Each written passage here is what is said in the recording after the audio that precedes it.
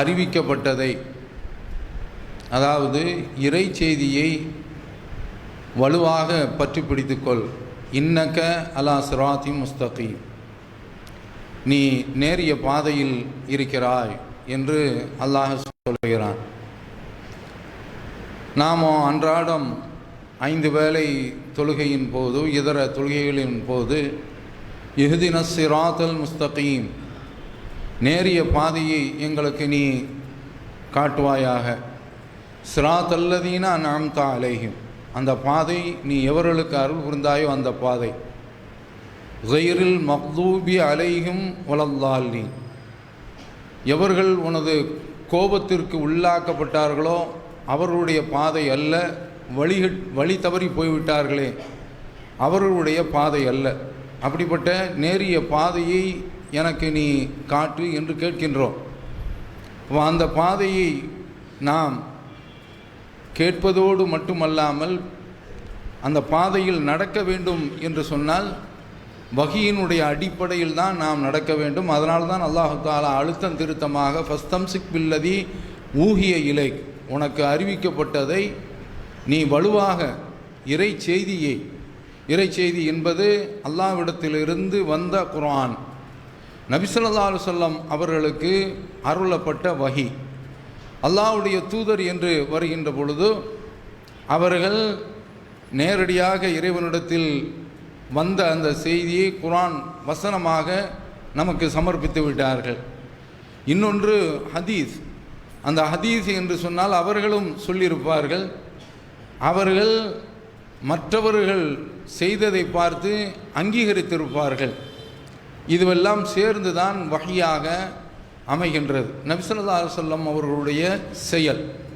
அப்போ இப்படிப்பட்ட இந்த அம்சங்களை தாங்கிய இந்த வஹியினுடைய அடிப்படையில் தான் நம்முடைய வாழ்க்கை மார்க்கத்தினுடைய பயணம் அமைந்திருக்க வேண்டும். ஆனால் இந்த கொள்கையை போதிக்க வந்த அந்த நேரத்தில் நாம் பார்த்த விஷயங்கள் என்னவென்று பார்க்கின்ற போது, நபி ஸல்லல்லாஹு அலைஹி வஸல்லம் அவருடைய காலத்தில் என்னென்ன விஷயங்கள் செயல்பாட்டில் இருந்தனவோ அவையெல்லாம் இல்லை, மறைந்து போய்விட்டன. அதற்கு ஒரு எடுத்துக்காட்டு, நாம் நமது ஊரில் மக்ரிபு தொழுகைக்கு நீங்கள் சென்றிருந்தால் தெரியும். போன உடனே பள்ளிக்கு போயிடுவோம், பாங்கு சொல்லுவாங்க, உடனே இக்காமத் சொல்லிடுவாங்க. சில பள்ளிகளில் அந்த வக்துகளுடைய அறிவிப்பு பலகையில் மக்ரிபுக்கு மட்டும் என்ன செய்வார்கள் என்றால் உடன் என்று எழுதியிருப்பார்கள், அவகாசம் கிடையாது என்று அதற்கு அர்த்தம். ஆனால் ஒரு சில இடங்களில் வித்தியாசமும் இருந்ததை நாம் மறந்துவிட முடியாது. 1980 ஆலூரில் நான் இமாமத்து பணியை ஆற்றி கொண்டு இருக்கின்ற போது அந்த ஊரில் மக்ரிபு தொழுகைக்கு பாங்கு சொன்ன உடனே பாங்குக்கும் இகாமத்திற்கும் மத்தியில் சுன்னத் தொழுவதற்கு நேரம் கொடுத்திருந்தார்கள். அதை பார்த்துட்டு எனக்கு ரொம்ப ஆச்சரியமாக இருந்துச்சு. ஓஹோ, இப்படியும் இருக்கிறதோ என்று. மதுஹப் அடிப்படையில் தான் நாமும் இருந்தோம். அப்போ ஷாபி மதுஹபில் இப்படி இருக்கிறது என்று விளங்கி கொண்டு அந்த அடிப்படையில் செயல்பட்டோம். ஆனால் ஹதீஸில் அது வருகிறது என்று வருகின்ற போது நமக்கு மனம் ரொம்ப திருப்தியாக இருக்கின்றது. எந்த அளவிற்கு ஹதீஸில் வருகின்றது என்றால், புகாரியில் உள்ள ஹதீஸ், சல்லு கப்லல் மக்ரிப், நீங்கள் மக்ரிபுக்கு முன்னால் தொழுங்கள், சுன்னத் தொழுங்கள் என்று ரசூல் ஸல்லல்லாஹு அலைஹி வஸல்லம் அவர்கள் சொல்கின்றார்கள். 3வது தடவையாக சொல்கின்றார்கள், யார் விருப்பப்படுகின்றாரோ அவர்கள், லிமன் ஷா, என் மன்ஷா, யார் விரும்புகின்றார்களோ அவர் தொழுது கொள்ளுங்கள் என்று நபி ஸல்லல்லாஹு அலைஹி வஸல்லம் அவர்கள் சொல்கின்றார்கள். அது விருப்பத்திற்குரிய ஒரு சுன்னத்து என்று இது நாம் விளங்கி கொள்ளலாம். ஆனால் அது செயல்பாட்டில் இருந்துச்சா? இன்றைக்கி தமிழகம் முழுவதும் நீங்கள் தேடி பார்த்தீர்கள் என்றால் ஹனஃபி மதுஹபினுடைய பள்ளிவாசல்கள், அதில் குறிப்பாக ஷாஃபி மதுஹபில் உள்ளவங்க கொஞ்சம் சீக்கிரமாக தௌஹீதுக்கு வந்திருக்காங்க. காரணம் என்னன்னு கேட்டால், நாம் கொஞ்சம் நெஞ்சுக்கு மேலே தான் கையை கட்டணும். அப்போ இங்கேருந்து கொஞ்சம் ஒரு 3-4 விரக்கடை தானே அப்படின்னு தூக்கிக்கிட்டாங்க. அதை நினச்சி இல்லை, ஹதீஸை விளங்கித்தான்.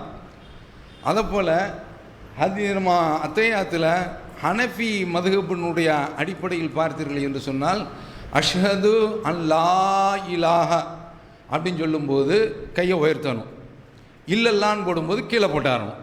இதுதான் ஹனஃபி இமாமனுடைய கண்டுபிடிப்பு. என்னால் இல்லைன்னு சொல்லும்போது இருக்கிறான்னு சொல்லி நீட்டணுமா, இருக்கிறான்னு சொல்லும்போது கையை கீழே போட்டாரணுமா. இது என்ன தத்துவம் என்பதே தெரியல.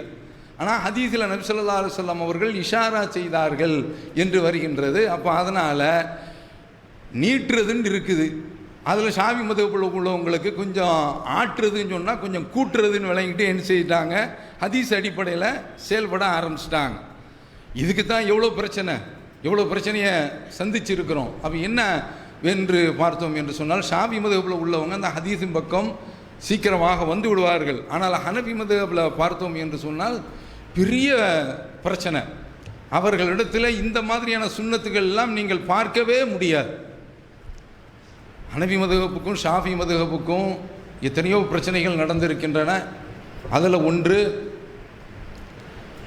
வலல்லாலீன் என்று சத்தம் போட்டு ஆமீன் சொல்கிறது இருக்குல்ல, இந்த விவகாரம் நீதிமன்றம் வரைக்கும் போயிருக்கு.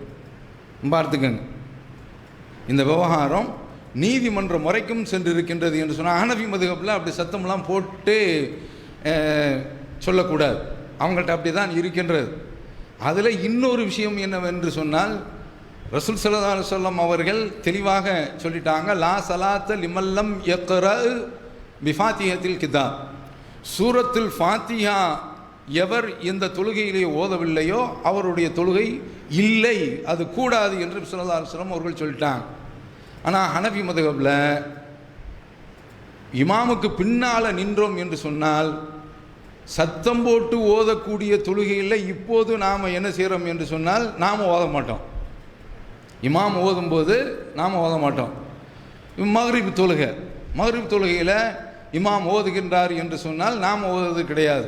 ஏன்னா இதா குரியல் குர்ஆனும் ஃபஸ்தமியுல குர்ஆன் ஓதப்பட்டால் அதை நீங்கள் காது தாழ்த்தி கேளுங்கள் என்று அல்லாஹ் சொல்கிறான், கேட்கணும். அப்போ அந்த சமயத்தில் நாம் ஓதக்கூடாது. இமாமும் மக்ரிபில் பிந்திய ரக்காத்தில், இஷாவில் பிந்திய 2 ரக்காத்தில் ஓத மாட்டார், மௌனமாக நிற்பார். அப்போது நாம் என்ன செய்யணும், சூரத்துல் ஃபாத்திஹா ஓதணும். ஏன்? ஹதீஸ் ரசூல் ஸல்லல்லாஹு அலைஹி வஸல்லம் அவர்கள் தெளிவாக சொல்லிட்டாங்க, யாருக்கு சூரத்துல் ஃபாத்திஹா இல்லையோ அவர்களுக்கு தொழுகையே இல்லை. ஆனால் ஹனஃபி மதுஹபில் அப்படி கிடையாது. இமாம் மௌனமாக இருந்தாலும் சரிதான். ஹனஃபி இமாமுடைய லாஜிக் என்னன்னு கேட்டால், ஒரு ஆள் பேசுகிறாருல்ல, நீங்கள் ஏன் ஆளுக்கு ஆள் பேசிக்கிட்டு இருக்கீங்க என்பது லாஜிக் என்று அவங்க சொல்லுவாங்க. அது எந்த அளவிற்கு உறுதியானது என்பது நமக்கு தெரியவில்லை. ஆனால் ஹதீஸில் நபி ஸல்லல்லாஹு அலைஹி வஸல்லம் அவர்கள் நமக்கு காட்டி தந்தது, இமாம் ஓதும்போது நாம் காது தாழ்த்தி கேட்க வேண்டும், மற்ற சமயங்களில் நம்ம ஓத வேண்டும். அப்போ அந்த அளவிற்கு அவங்களுடைய அந்த செயல்பாடுகள் இல்லாமல் வஹீயினுடைய அடிப்படையில் கிடையாது. இப்படி பல எடுத்துக்காட்டுகளை நம்ம பார்க்கலாம். அதில் உள்ளது தான் மக்ரிபுனுடைய சுன்னத்து. அடுத்தது ரசூல் ஸல்லல்லாஹு அலைஹி வஸல்லம் அவருடைய காலத்தில் மக்ரிபுக்கு சஹாபாக்கள் வருவாங்க. வந்தால் ஆளுக்கு ஆள் முன் சுன்னத்து தொழுதுகிட்டு இருப்பாங்க. இப்போ நான் ஏற்கனவே இந்த வெள்ளிக்கிழமை காலையில் சொல்கிறேன், இப்போ கொஞ்சம் அதிகமான ஆட்கள் வந்திருக்கலாம். பள்ளிவாசலுக்குள் நாம் வந்துவிட்டோம் என்று சொன்னால் ஒரு சட்டம் பார்க்குறோம், இகாமத்து சொல்கிறதுக்கு நேரம் இருக்கிறது. வீட்டில் நம்ம சுன்னத் தொழுதுட்டு வந்துட்டோம், இகாமத்து சொல்கிறதுக்கு நேரம் இருக்கிறது, 5 நிமிஷம் இருக்குது அல்லது 10 நிமிஷம் இருக்குது. ஏன்னா அந்த கூட்டுனா நம்ம பள்ளியில் அறிவிக்க மாட்டாங்க. ஃபஜ்ர் தொழுகையோ அல்லது மற்ற தொழுகையோ கூட்டுனா அறிவிக்க மாட்டாங்க. சில பேர் வந்துட்டு ரொம்ப வைத்தறிச்சப்படுவானோ, தெரிஞ்சதுனா இன்னும் கொஞ்சம் லேட்டாக வந்திருக்குவான், அப்படிலாம் வைத்தறிச்சப்படாது. வந்துட்டிங்களா, நீங்கள் சுன்னத்து வீட்டில் தொழுதுட்டிங்களா, பள்ளிவாசலில் வந்து உட்காரும் பொழுது 2 ரக்காத்து தொழாமல் உட்காராதீர்கள் என்று ஸல்லல்லாஹு அலைஹி வஸல்லம் அவருடைய ஹதீஸ். அப்போ அந்த அடிப்படையில் நாம் 2 ரக்காத்து தொழ வேண்டும். அப்போ இந்த மக்ரிபு தொழுகைக்கு நபித்தோழர்கள் அங்கிருந்து வருகின்ற பொழுது பார்க்குறாங்க, ஆளுக்கு ஆளு தொழுதுகிட்டே இருக்கிறாங்க. அப்போ ஃபர்லான தொழுகை முடிஞ்சிருச்சோ அப்படின்னு சொல்லி நினைக்கிறாங்க. என்ன செய்திருக்காங்கன்னா சுன்னத் தொழுதுருக்கிறாங்க. அப்போ நாம் மக்ரிபுக்கு வந்து விட்டோம் என்று சொன்னால் நேரம் இருக்கிறதா, சுன்னத்து தொழ வேண்டும். தொழுவது நபி ஸல்லல்லாஹு அலைஹி வஸல்லம் அவருடைய வழிமுறை. அப்போ இதை புரிந்து கொண்டு நாம் அங்கிருந்து வருகிறோம் என்று சொன்னால் 5 நிமிஷம் இருக்கின்றதே என்று சும்மா நிற்கக்கூடாது. அல்லது லொஹர் தொழுகைக்கு வரோம் அல்லது சுபு தொழுகைக்கு வருகின்றோம், அப்படி வந்தோம் என்று சொன்னால் நாம் காத்து கொண்டு நிற்க வேண்டியதில்லை. 2 ரக்காத்து தொழுதுட்டு அப்படியே உட்காரலாம், அனுமதி இருக்கின்றது. ஆனால் அல்லாஹ்வுடைய தூதர் நமக்கு ஒரு உத்தரவு போடுறாங்கள்ல, அதை நாம் செயல்படுத்த வேண்டியதானே. அப்போ இப்படி தான் ஹதீஸினுடைய பார்வை. அப்போ எந்த அளவிற்கு என்றால் ஆளுக்கால் தூண் ஓரத்தில் போய் நின்றுக்குருவாங்களாம் நபி தோழர்கள். அப்போ வரக்கூடியவங்க என்ன எண்ணிடுவாங்களாம், ஆஹா இது பரவான தொழுகையை முடிஞ்சு போச்சு போல் தருது அப்படின்னு நினைப்பாங்களாம். அப்போ அந்த அளவிற்கு அந்த மக்ரிபினுடைய சுன்னத்தை பற்றி உள்ள ஹதீஸ்கள் நமக்கு வருகின்றன. இது ஒரு விஷயம். இப்படி பல விஷயங்கள், அதாவது ஹதீஸுக்கு வஹீனுடைய அடிப்படையில் ஒத்து நிறைய விஷயங்கள் நடக்கவில்லை என்பதற்கு எடுத்துக்காட்டுகள். அடுத்து நபி ஸல்லல்லாஹு அலைஹி வஸல்லம் அவருடைய காலத்தில் பெண்கள் பள்ளிக்கு வந்திருக்கிறாங்க. இப்போ பாக்கியமிக்க பெண்கள்லாம் வந்திருக்கிறாங்க. வந்திருக்கக்கூடிய இந்த பெண்கள்லாம் என்ன செய்கிறாங்கன்னா பேசிக்கிட்டு இருக்கிறாங்க. அதுவும் கூடுதலாக என்னன்னு கேட்டால் செல்ஃபி வேறு எடுக்கிறாங்க. நிறைய நன்மையை சம்பாதிச்சுக்கிட்டு இருக்காங்க போல் தெரியுது. அல்லாஹ் காப்பாற்றணும். பள்ளிவாசல் அதுவும் வெள்ளிக்கிழமை என்று சொன்னால் இவங்க தான். நீங்கள் கொஞ்சம் பெண்கள் வேணால் மேலே வந்து பார்க்கலாம். கொஞ்சம் வயசானவங்க யாராவது வந்தால் இந்த தளத்தில் மேல் தளத்தில் யாராவது ஒரு சில பேர்கள் பேசிக்கிட்டு இருப்பாங்க, அது கூடாது. இங்கே வந்த ஆண்கள் அமைதியாக இருக்கிறாங்க, மாஷா அல்லாஹ். அப்போ இந்த மாதிரி தான் பெண்களும் இருக்க வேண்டும் என்று நாம் கேட்கின்றோம். ஆனால் நபி ஸல்லல்லாஹு அலைஹி வஸல்லம் அவருடைய காலத்தில் அந்த பெண்கள் இது மாதிரிலாம் இருந்தது கிடையாது. அவங்க பள்ளிக்கு வந்திருக்கிறாங்க. பள்ளிக்கு வரக்கூடிய அந்த செயலை இன்றைக்கு மதுஹபுகளில் தடுத்துட்டாங்க. எந்த பள்ளியிலையும் அனுமதி கிடையாது. தௌஹீத் ஜமாத் வந்த பிறகு இப்போது கடையநல்லூர் போன்ற இடங்களில் பள்ளிக்கே வக்துகளுக்கு கூட அனுமதிக்கிறாங்க. நான் ஏற்கனவே ஒரு ஜும்மாவிலையும் சொன்னேன், வக்துகளுக்கும் அனுமதிங்க, ஏன்னா ஹதீஸில் இருக்கின்றது. நாமும் இடம் நமக்கு சாதாரண சந்தர்ப்பத்தில் குறைபாடாக இருக்கிறது என்ற ஒரு எண்ணத்தில் அந்த சுன்னத்தை நபி ஸல்லல்லாஹு அலைஹி வஸல்லம் அவருடைய காலத்தில் இருந்த பெண்கள் வீட்டில் தொழுவது சிறந்தது என்றும் வருகின்றது. வீட்டில் தொழுவது சிறந்தது. ஆனால் ரசூல் ஸல்லல்லாஹு அலைஹி வஸல்லம் அவருடைய காலத்தில் பெண்கள் வந்திருக்கிறாங்களே, எந்த அளவிற்கு ஹதீஸ் வருகின்றது, லா தம்னவு இமா அல்லாஹி மஸ்ஜித், பெண்கள் பள்ளிக்கு வருவதை நீங்கள் தடுக்காதீர்கள். புகாரி போன்ற ஹதீஸ்களில் வந்திருக்கிறார். இதில் உமர் ரலியல்லாஹு அன்ஹு அவருடைய மனைவி பள்ளிக்கு வர்றாங்க. அவங்க ஆச்சரியப்பட்டு நீ என்னம்மா பள்ளிக்கு வர்ற அப்படின்னு சொல்லி கேட்குறாங்க. அப்போ அவங்கள எப்படி என்ன தடுக்க முடியும், அவங்க எப்படி என்ன தடுக்க முடியும்? அப்போ என்னென்னா இந்த ஹதீஸ் தான் காரணம் என்பதை அவர்கள் உணர்த்துகின்றார்கள். அப்போ உமர் ரலியல்லாஹு அன்ஹு அவர்களாக இருந்தாலும் சரிதான், பள்ளிக்கு பெண்கள் வருவதை தடுக்க முடியாது. அதான் அப்போ அப்படி இருக்கிறதுனால, அதாவது நீங்கள் கொஞ்சம் முயற்சி செய்தால் ரமலானில் அல்லாஹ்வுடைய கிருபையினால பரக்கத்தாக எல்லாருமே வந்துடுவாங்க. இன்னிலிருந்து நான் முடிவு பண்ணிக்கிற வேண்டிய தான், முதசஃப்லாம் இனிமேல் கிடைக்கவே கிடைக்காது. அதுக்குன்னு ஒரு கூட்டம் ஒன்று இருக்குது. வந்து முதசஃப் முதல் தலைமை எட்டியே அங்கேருந்து எட்டி தான் பார்க்க முடியும். பார்த்தா பெரிய பெரிய சகோதரர்கள்லாம் இருப்பாங்க. ஆனால் வேதனை என்ன கேட்டால் ரமலானுக்கு பிறகு அவங்கள ஆளாக காணாமல் போயிடும். அதான் பெரிய கஷ்டமாக இருக்கும். எல்லா சமயம் ஹயாத் ஆக்கிருங்க. இப்போ நமக்கு பெண்களை ரமலானில் அனுமதிக்கிறோம் என்று வையுங்கள், சிரமந்தான். என்னன்னு கேட்டால் இப்போ ஆண்கள் கொஞ்சம் மேலே ஏறணும், அது கொஞ்சம் சிரமந்தான். அது இந்த சைடு எனக்கு வலது பக்கம் சைடு இருக்குல்ல, அந்த படி இருக்குல்ல, அப்படியே மேலே அப்படியே ஏற வேண்டியிருக்கு. கால்லாம் முட்டெல்லாம் தேஞ்சு போயிடும். அந்த மாதிரிலாம் இருக்கின்றது, சிரமந்தான். ஆனால் பெண்களுக்கு அனுமதி இருக்கின்றதே, அதை நாம் அமல்படுத்த வேண்டும். ஏன்னால் ரசூல் ஸல்லல்லாஹு அலைஹி வஸல்லம் அவருடைய காலத்தில் அது அனுமதிக்கப்பட்டிருந்தது. வஹீயினுடைய அடிப்படையில் உள்ளது. தொழுவுறதுக்கு தலைமையில் அந்த மாதிரி இருக்கின்றது. நான் கீழக்கரையில் போயிருக்கிறேன். கீழக்கரையில் எல்லா பள்ளிவாசல்லையுமே இல்லை, ஒரு சில பள்ளிவாசல்கள் நான் பார்த்துருக்கிறேன், வக்துகளுக்கு பெண்கள் வர்றாங்க. அப்போ இதனால் அதற்குண்டான ஒரு ஏற்பாட்டோடு மார்க்கம் சொல்லக்கூடிய அடிப்படையில் அவர்களையும் அனுமதிக்க வேண்டும் என்பதை மனதில் நாம் வைத்து கொள்ள வேண்டும். ஆனால் ரசூலுல்லாஹ்வுடைய காலத்தில் அப்படி இருந்துச்சு. எந்த அளவிற்கு என்றால், ஒரு கட்டத்தில் நைட்டில் பெண்களும் வந்திருக்காங்க, பிள்ளைகளும் வந்திருக்கிறாங்க. உமர் ரலியல்லாஹு அன்ஹு அவர்கள் நேராக ரசூலுல்லாஹ்ட்ட போய், ரசூலுல்லா ஏதோ தாமதம் ஆயிடுச்சு, இப்போ இன்னைக்கு இமாம் வந்து லேட்டாக வந்தாருன்னு வைங்க, இந்த ஆள் எங்கே போனார், என்ன நினச்சிக்கிட்டு இருக்காரு அப்படின்னு சொல்லிட்டு பெரிய பிரச்சனை. ஆனால் ரசூலுல்லாஹ் காலத்தில் அல்லாஹ்வுடைய தூதரை தவிர்த்து வேறு யாரும் தொலை வைக்க முடியாது, அது வேறு விஷயம். அப்போ நபி ஸல்லல்லாஹு அலைஹி வஸல்லம் அவர்கள் வரல. உமர் ரலியல்லாஹு அன்ஹு போயிட்டு ரக்கதன் நிசா ஒ சிபியான், அல்லாஹ்வுடைய இதெல்லாம் புகாரில் தான் வருகின்றது. பெண்களும் பிள்ளைகளும் தூங்கிட்டாங்க, அல்லாஹ்வுடைய தூதர் சொன்னோன்னா அங்கேருந்து வர்றாங்க.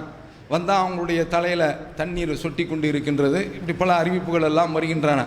ரசூல் ஸல்லல்லாஹு அலைஹி வஸல்லம் அவர்கள் சொல்கிறாங்க, இந்த நேரத்தில் அதாவது ஒரு 11 மணி இந்த கட்டம், அதை விட கொஞ்சம் தாண்டி அல்லது முன்ன பின்ன இருக்கலாம், நான் மக்களுக்கு சிரமம் கொடுத்து விடுவேன் என்பதை பயப்படவில்லை என்று சொன்னால் இந்த நேரத்தில் இஷா தொழுகிறத நான் அறிவுறுத்தியிருப்பேன். அல்லாஹ்வுடைய தூதர் சொல்கிறாங்க, கொஞ்சம் லேட்டாக தொழுகிறது சிறந்தது என்று நபி ஸல்லல்லாஹு அலைஹி வஸல்லம் அவர்கள் சொல்கிறாங்க. அப்போ என்னன்னு கேட்டால் பெண்கள் பள்ளிவாசலுக்கு வந்திருக்கிறாங்க, உமரதுதான் ஒரு போய் சொல்கிறாங்க பாருங்கள். அப்போ அந்த அளவிற்கு செயல்பாடு இருந்தது. எந்த பள்ளிவாசல்லையாவது இருக்கான் பாருங்கள், ஹுத்பா பள்ளி, நவா பள்ளி, இது மாதிரி உள்ள அந்த பள்ளிகள்லாம் நீங்கள் எடுத்து பார்த்தீர்கள் என்று சொன்னால் கிடையவே கிடையாது. அதனால தான் அவங்க என்ன செய்கிறாங்கன்னா இந்த இரவு தொழுகைன்னு சொல்லிட்டு தனியாகவே நடத்துகிறாங்க. அவங்க கிராத்தை தனிக்காரங்க மாலிக்கு யோமித்தீன் இதை கேட்டு நின்று அந்த பெண்கள் தொழுகிறாங்களோ அல்லாஹ் அவளுக்கு நல்ல பாக்கியத்தை கொடுக்க தான் செய்யணும். இப்படி ஒரு கிராத்து ஏன்னா பெண்களுக்குள்ள அந்த அந்த நடை அப்படிலாம் இருக்கிறது. நாம் சரியான முறையில் ஓதி தொழுதால் அது ஒன்றும் பிரச்சனை இல்லை. ஆனால் பள்ளியில் அனுமதி இருக்கின்ற பொழுது இவர்களே மறுக்கின்றார்கள். அதற்காக வேண்டி தான் இந்த விமர்சனத்தை நான் செய்கின்றேன். அப்போ மார்க்கம் அதை அனுமதித்து இருக்கின்றது, இவர்கள் அனுமதி கொடுக்கவில்லை. ஹனஃபி மதுஹப்லாம் எதிர்பார்க்கவே முடியாது. ஒரு கட்டுரை ஒன்று எழுதியிருந்தாங்க, பிள்ளையோடு தகப்பன் பள்ளிவாசலுக்கு போகிறான், போகும்போது அவன் போய் தொழப்போகிறேன் அப்படின்னு சொல்லும்போது அந்த பிள்ளை கேட்குது, மாப்பா நான் ஏன் பள்ளிவாசலுக்கு வரக்கூடாது? இல்லைம்மா பொம்பளைலாம் வேண்டாமா என்று சொல்கின்றார். ஆனால் மார்க்கம் அப்படி சொல்லவில்லை, பெண்களும் தொலை வந்திருக்கிறான். இதை ஹதீஸு நமக்கு தெளிவுபடுத்துகின்றது. ஒரு தடவை இப்னு அப்பாஸ் ரலியல்லாஹு அன்ஹு அவர்கள் மக்ரிபில் வல் முர்சலாத்தி உர்ஃபா என்ற அத்தியாயத்தை ஓதுகின்றார்கள். ரொம்ப அழகாக இருக்கும், அது கேட்குறதுக்கு ரொம்ப அழகாக இருக்கும். தொழுது முடிச்சுட்டு அவங்களுக்கு பிள்ளை தர அவங்கள பார்த்து சொல்கிறாங்க, லக்கத்த தக்கர்த்தனி பி கிராத்திக்க ஹாதிஹி சூரா, இந்த சூறாவை நீ ஓதியதன் மூலமாக உன்னை நினைவுபடுத்திட்ட. என்ன தெரியுமா?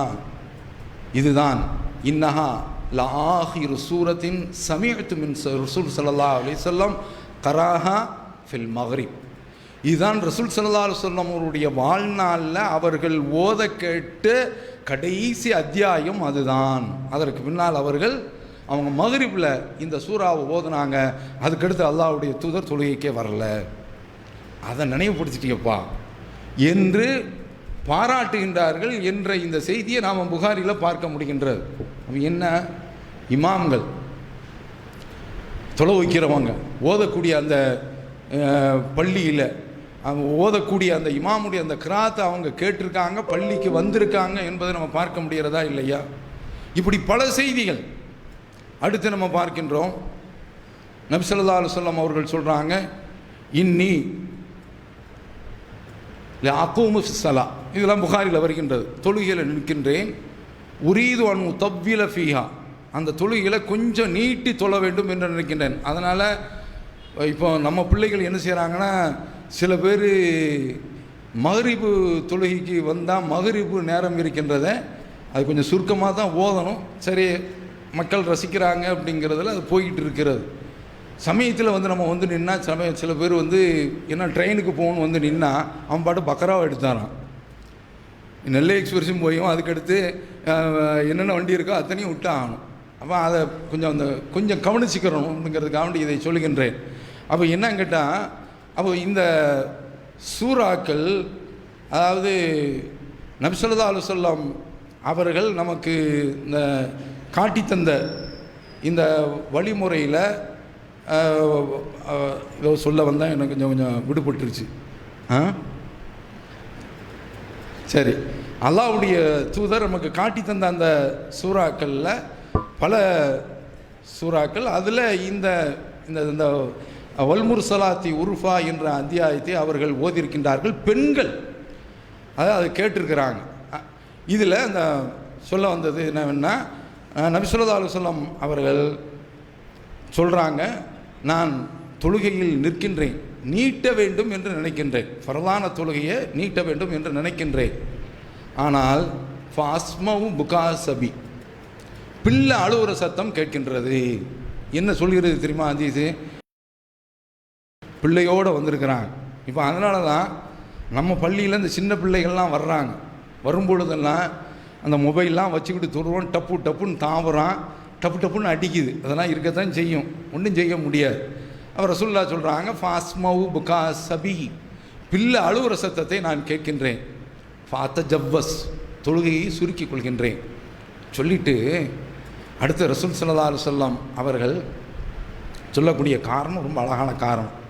கராஹியத்தான் அஷுக்க அலா உம்மிஹி, பிள்ளையினுடைய தாய்க்கு கஷ்டம் கொடுப்பதை தவிர்ப்பதற்காக வேண்டி. எனக்கு சங்கடமாக இருக்குது, தாய் கிடந்து ஆகா பிள்ளை அழுகுறானே என்று அவங்க பதர்வார்களே என்பதை பயந்து கொஞ்சம் நீட்டி ஓத வேண்டும் என்று நினைத்தவன் சுருக்கிக் கொள்கிறேன் என்று சொல்கின்றார்கள். என்று சொன்னால் அந்த அளவுக்கு பெண்கள் பள்ளிவாசலுக்கு வருவது அனுமதிக்கப்பட்டிருக்கிறார், வஹீயினுடைய அடிப்படையில் உள்ளது. இன்னும் சொல்ல போனால், ஒரு தடவை ரசூல் ஸல்லல்லாஹு அலைஹி வஸல்லம் அவர்கள் ஒரு பஞ்சாயத்துக்கு போயிட்டு வர்றாங்க. தாமதமாயிருச்சு. அப்போ அந்த தாமதமாகக்கூடிய அந்த கட்டத்தில் என்ன செய்கிறாங்கன்னா, பெண்கள் அவ்வளோ ஆண்கள் எல்லாருமே பின்னால் நின்று தொழுது கொண்டு இருக்கக்கூடிய அந்த நேரத்தில் அல்லாஹ்வுடைய தூதர் அது அபூபக்கர் நின்று தொழுதுகிட்டு இருக்காங்க. ரசூலுல்லாஹ் வந்த உடனே அவங்க கொஞ்சம் பின்னால் வர நினைக்கிறாங்க. அப்போ அந்த சத்தம் பேச்சு இந்த மாதிரி வர மாதிரி இருக்கிறத உணர்ந்து பின்னால் ரசூல் ஸல்லல்லாஹு அலைஹி வஸல்லம் அவர்கள் சொல்கிறாங்க, தொழுகையில் சட்டம் என்ன தெரியுமா? ஏதாவது ஒன்று என்று சொன்னால் தஸ்பீஹ் அல்லாஹ் அக்பர், அது சுப்ஹான் அல்லாஹ் ஒன்று கூட போயிடுச்சின்னு வைங்க, 4வது ரக்காத்து தாண்டி 5வது எழுந்திருச்சா மக்கள் உடனே நினச்சிவாங்க, சுதாரிச்சிருவாங்க. எதில் கவனம் இல்லாமல் இருந்தாலும் சரி தான், 5க்கு போனாங்கன்னு வைங்க, அவ்வளோதான். சுப்ஹான் அல்லாஹ் அந்த சத்தம் வரும் பொழுதே நமக்கு தெரிஞ்சிடும். அப்போ தஸ்பீஹ் சொல்லுங்க. பெண்களுக்கு என்ன? அவர்கள் கைத்தட்ட வேண்டும். பெண்களுக்கு கைத்தட்டுறது இருக்கின்றது. அவங்க குரல் அவங்க எடுத்து கொடுக்கும்போது குர்ஆனை சொல்லி அது எட்டவும் செய்யாது. ஆனால் ரசூல் ஸல்லல்லாஹு அலைஹி வஸல்லம் அவர்கள் கைத்தட்ட சொல்லியிருக்கிறாங்க. எதற்கு? இமாம் ஏதாவது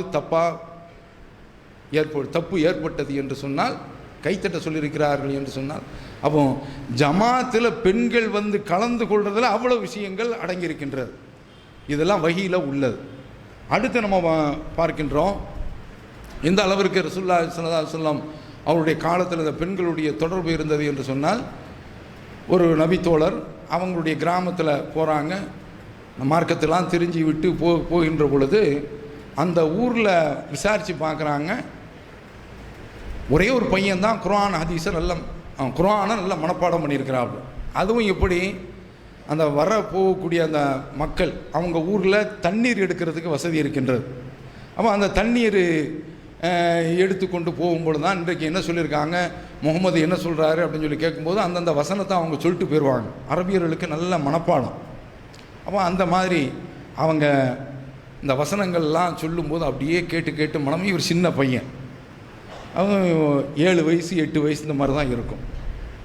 அப்போ அவங்க ஊரில் பார்க்கின்ற பொழுது ஃபல் யௌமுக்கும் அக்ரவுக்கும், உங்களில் தொலை வைக்கக்கூடிய ஆட்கள் யார் என்றால் நல்ல ஓத தெரிஞ்சிருக்கணும். இப்போ நம்ம பள்ளியிலையும் என்ன பார்க்குறோம் என்று சொன்னால், சில பேர் தொலை வைக்கிறாங்க, அதில் ஒன்றும் பிரச்சனை கிடையாது. ஆனால் கொஞ்சம் தொலை வைக்கக்கூடிய ஆட்களுக்கு முன்னால் கொஞ்சம் தெரிஞ்சவங்க இருந்தால் நீங்கள் வாங்க அப்படின்னு சொல்கிறது. ஏன்னா ரசூலுல்லாஹ் சொல்கிறாங்கல்ல, குர்ஆன் நல்ல மனனம் செய்தவர்கள் நீங்கள் தொலை வைங்க அப்படிங்கிறாங்க. அப்போ அதுக்கு ஒரு முக்கியத்துவத்தை கொடுக்கணும். அப்போ ரசூல் ஸல்லல்லாஹு அலைஹி வஸல்லம் அவர்கள் கவனத்தில் வச்சுக்கோங்க. அப்போ ஃபல் யௌமுக்கும் அக்ரவுக்கும், உங்களில் நல்ல குர்ஆன் ஓத தெரிந்தவர் தொலை வைங்க அப்படின்னு சொல்லும்போது தேடி பார்த்தா இவர் தான் இருக்கிறார். அப்போ அவர் தொலை வைக்கிறார். தொலை வச்சா அந்த காலத்தில் யாருக்கு ட்ரெஸ்ஸுகள் அதிகம் இருந்திருக்கும்?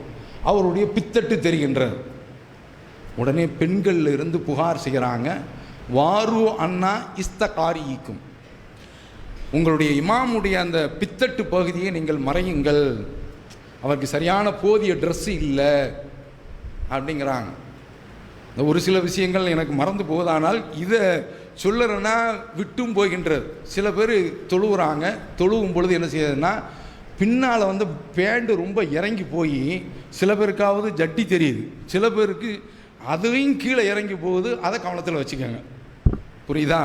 ஏன்னா நான் தொகுத்து வச்சிருக்கின்றேன், இப்படி சொல்ல வேண்டியதனால் எனக்கு சொல்கிறதுக்கு நேரம் கிடைப்பதில்லை. அப்போ அவங்க சொல்கிறாங்க, வாரு அண்ணா இஸ்தகாரிக்கும், உங்களுடைய இமாமுடைய பித்தட்டு பகுதியை நீங்கள் மறையுங்கள் என்று அவங்க சொல்கிறாங்க.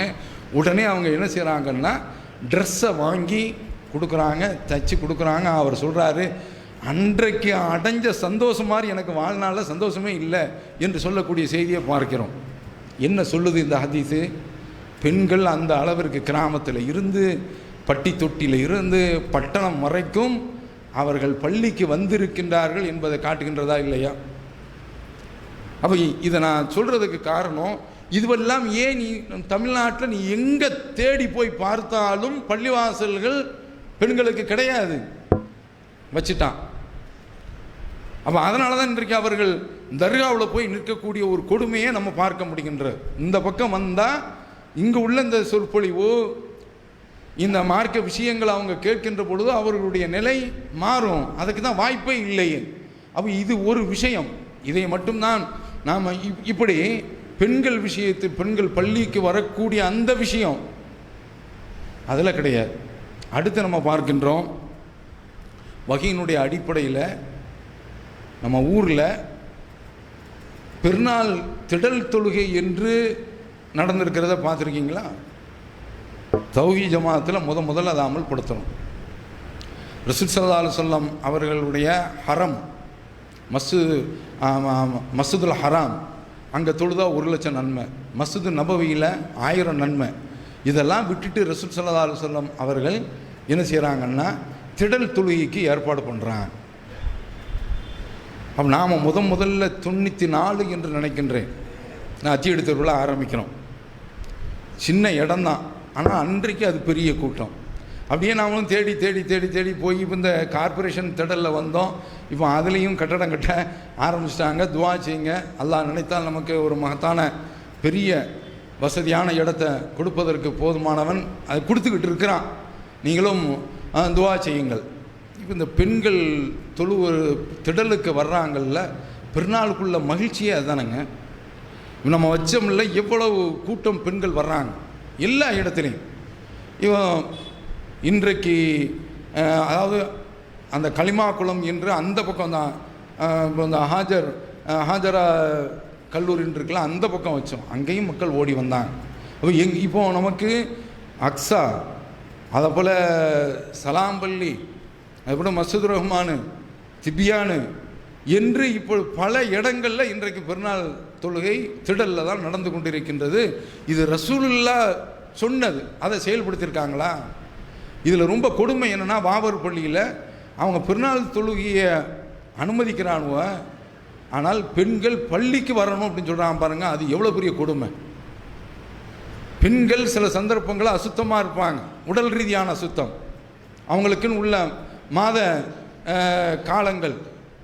அந்த நேரத்தில் அவங்க என்ன செய்கிறது, அவங்க தொழ முடியாது. அப்படிங்கும்போது ரசூல் ஸல்லல்லாஹு அலைஹி வஸல்லம் அவர்கள் சொல்கிறாங்க, வரட்டும், அவங்க அந்த திடலில் வந்து அவர்கள் உட்கார்ந்து கொள்ளட்டும், தொழ வேண்டியதில்லை. ஆனால் அவர்கள் முஸ்லிம்களுடைய அந்த துவாவில், அவங்க செய்யக்கூடிய அந்த துவாவில், கூட்டு துவா என்பது கிடையாது, அந்த துவாவில் அவர்கள் பங்கெடுக்கட்டும், அந்த நாளுடைய பரக்கத்தை பெறட்டும் என்று ரசூலுல்லாஹ் சொல்கிறாங்கன்னா, பாருங்கள், இந்த அளவிற்கு வலியுறுத்தப்பட்ட ஒரு விஷயத்தை இவர்கள் மாற்றமாக பெண்களை அவர்கள் திடலுக்கு அனுமதிப்பதே கிடையாது. நீ யார்? அப்போ இது எல்லாம் எதை காட்டுகின்றது என்று சொன்னால், வகையினுடைய அடிப்படையில் இவரிடத்தில் செயல்பாடு இல்லை. அதுதான் இப்படி நிறைய விஷயங்களை நாம் அடுக்கி கொண்டே செல்லலாம். அவ்வளவு விஷயங்களும் நேர் மாற்றமாக குர்ஆனுக்கும் ஹதீஸுக்கும் நேர் மாற்றமாக அமைந்தவை. இப்போ அல்லாஹ்வுடைய கிருபையினால் கொஞ்சம் கொஞ்சமாக இன்றைக்கு கொண்டு வந்து மக்களிடத்தில் அந்த மாற்றம் வந்துவிட்டது. இப்போ இது மாதிரியான ஒரு கொள்கை பிடிப்பில் தான் நாம் காலம் வரைக்கும் இருக்க வேண்டும். இதெல்லாம் நாம் இப்படி செய்ததுக்கு காரணம் பல விமர்சனங்கள், பல எதிர்ப்புகள், இது நிறைய பிரச்சனைகள் அத்தனையும் சந்தித்தோம். இதற்கெல்லாம் காரணம் என்னவென்றால், குர்ஆன் சொல்கின்றதை ஃபஸ்தம்சிக் பில்லதி ஓஹிய இலைக், உனக்கு அறிவிக்கப்பட்டதை நீங்கள் வலுவாக பற்றி பிடித்துக் கொள்ளுங்கள். அதுதான் அந்த அடிப்படையில் நாம் செயல்படும் பொழுது மக்கள் அதை ஏற்றுக்கிறதுக்கு தயாராக இருக்கிறாங்க. நாம் வாழ்நாள் முழுவதும் இந்த வஹீயினுடைய அடிப்படையில் நாம் செயல்படுவோமாக. அல்லாஹ் நமக்கு அருள் செய்வானாக. வ ஆகிரு தாவானா அல்ஹம்துலில்லாஹி ரப்பில் ஆலமீன்.